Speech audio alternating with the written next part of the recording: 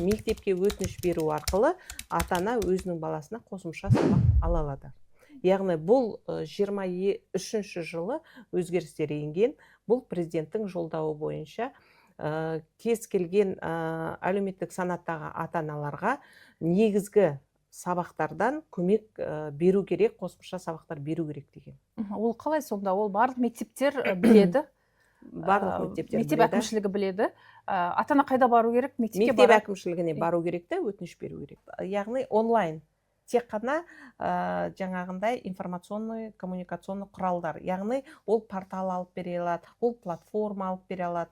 Яғни ол платформа, портал арқылы оқыта алады. Онлайн. Онлайн.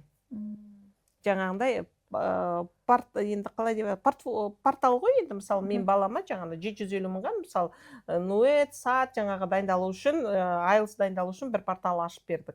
Мысалы өзі отырып дайындалады. Ол қай сайттар арқылы жүргізіледі бұл? Біз арнайы жаңағы мектепке өтініш берсе, мектеп соны өтініш арқылы жаңағындай госзакуп арқылы тауып беру керек. Қай сыныптың оқушыларына? Яғни бұл түсінгеніңіз бойынша 5-ші сыныптан 11-ші сыныпқа шейін оқушыларға бұнда ескеретін қосымша сабақ негізгі пәндерден беріледі. Яғни ол қандай да қосымша сабақ, қандай да ол сіз шатастырмаңыз. Қосымша сабақ дегенде ата-ана қосымша кружоктар емес. Бұл негізгі пәндер бойынша қосымша сабақ.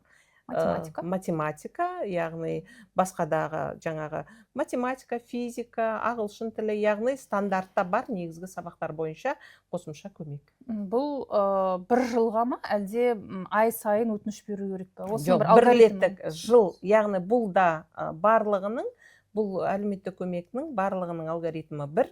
Ол тамақтану болсын, жаңа 5 түрлі көмектің алгоритмі тек қана бір. Яғни мектепке барып өтініш беру. Мектепке барып өтініш береді, мектеп өтініш негізінде қарастырып, оған жаңағы беру керек. Егер де портал болатын болса, қандай да бір цифрлық портал болатын болса, оған логин паролін береді, доступ ашып береді, яғни қалай қосымша болатындығын түсіндіреді.